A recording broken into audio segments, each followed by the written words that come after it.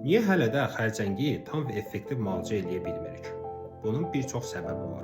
Əvvəla ona görə ki, xərçəng tək bir xəstəlik deyil. 200-dən çox növü və alt növü olan mürəkkəb və genetik cəhətdən müxtəlif xəstəliklər qrupudur.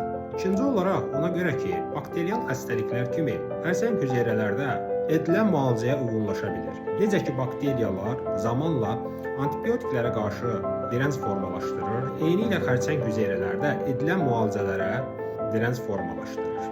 Bundan əlavə bəzi xərçəng növləri, məsələn, aqressiv xərçəng növlərindən olan mədaltı vəz xərçəngi ilkin dönəmdə, yəni birinci etapda və yaxud da birinci mərhələdə diaqnoz qoyulması çətin olan xərçəng növlərindəndir.